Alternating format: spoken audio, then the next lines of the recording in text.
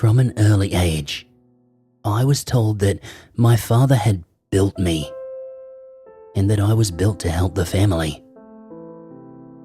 Any feelings or thoughts that differed from his programming were to be reported to him as a malfunction that he would then fix.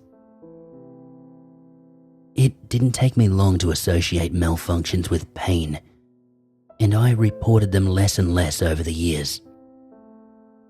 I slept in the basement, in a box with a thin layer of foam and a pillow. I didn't go to school. I didn't know school even existed.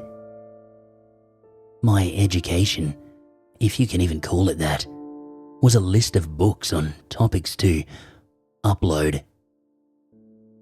Most of these books were on topics useful to my parents, such as basic plumbing and electrical work, cooking, gardening, those written by my father on my programming.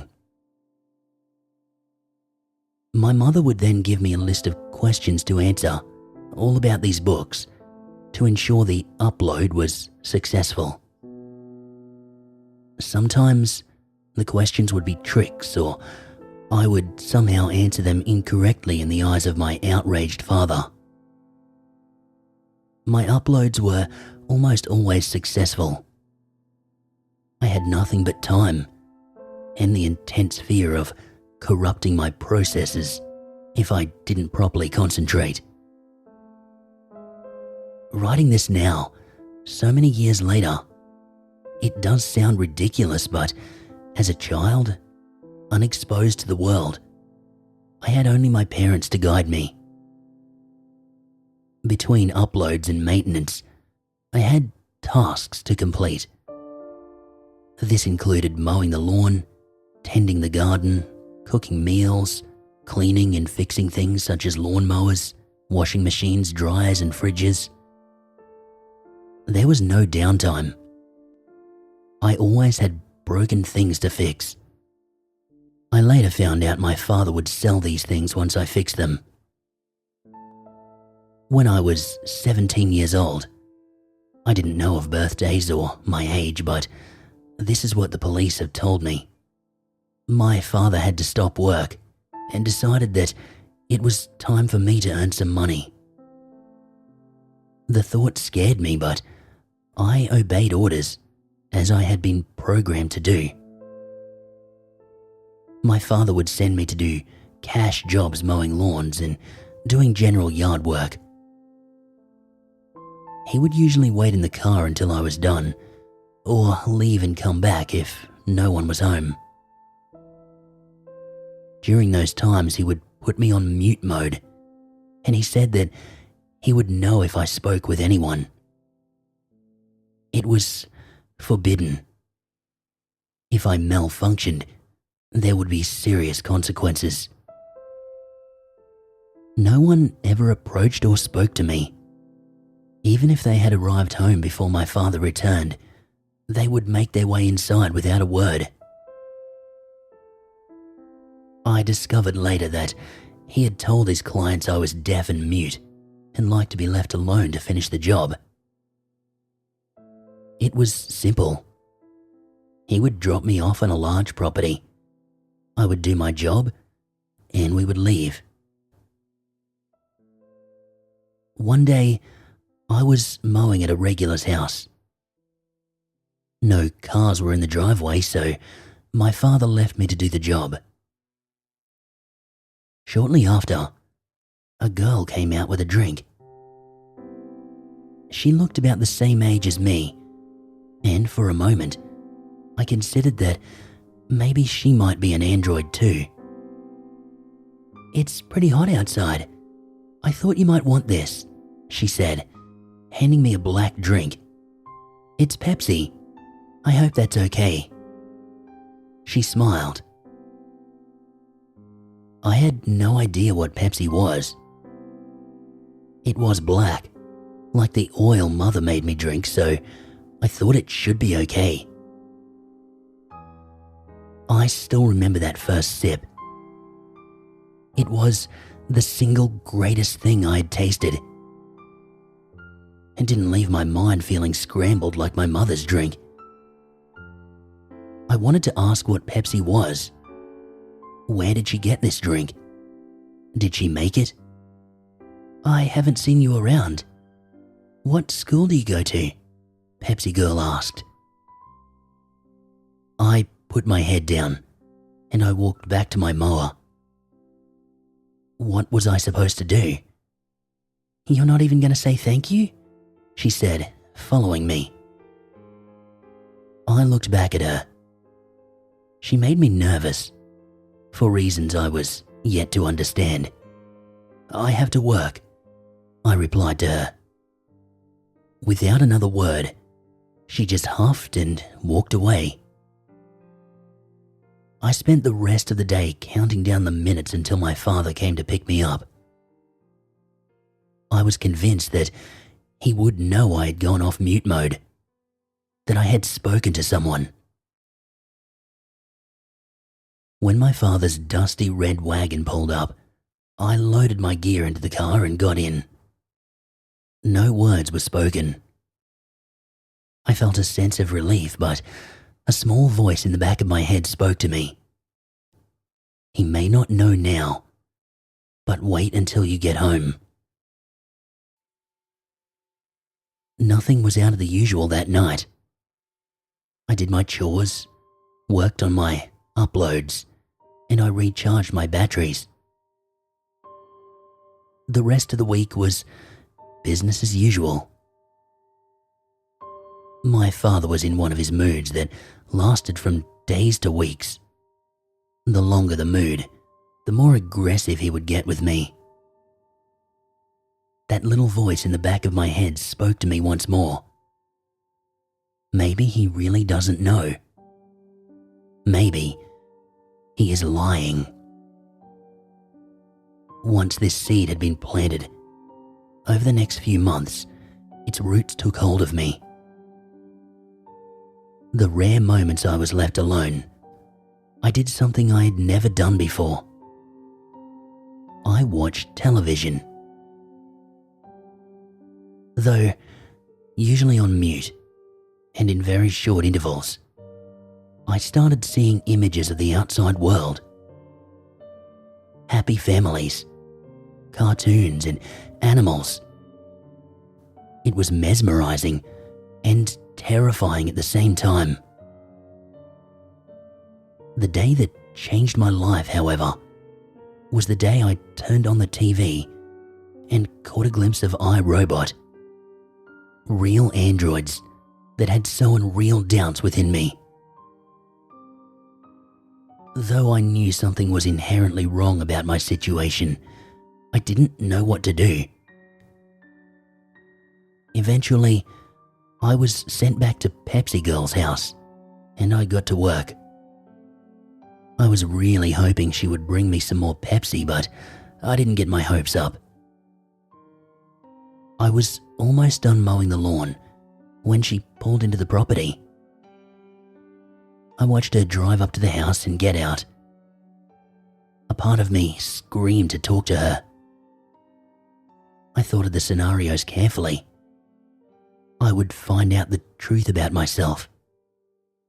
She might tell my father, and my malfunction would need to be fixed. I might get Pepsi. I caught her at the door, almost out of breath from running, and she turned to look at me with a glare. Am I an android? Father says I'm an android, I blurted out. Android? She asked, raising her eyebrows. I told her everything that I've told you, and about the movie I'd seen with real androids. She stood quietly. I guessed that she was trying to make sense of it all. I heard footsteps behind me and immediately lost all my courage.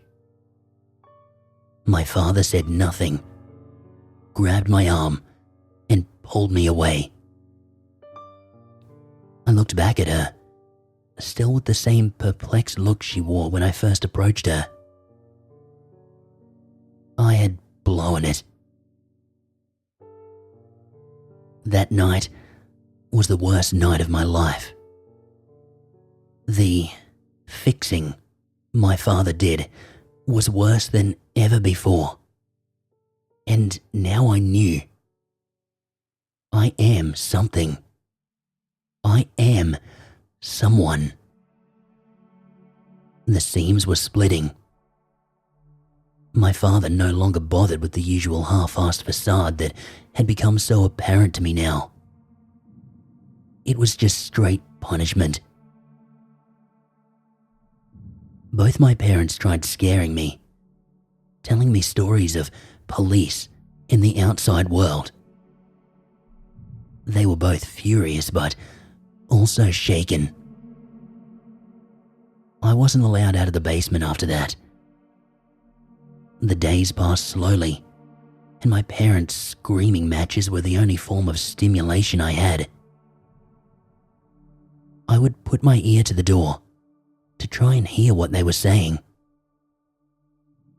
One sentence drove fear into me that I didn't know I had. I'm going to shut it down for good. I knew I was that it. I heard someone coming down the steps and fled from the door.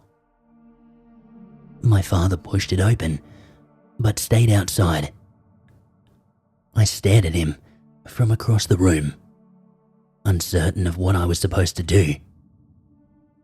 He threw a shovel into the room, and it clanged against the floor, breaking the silence.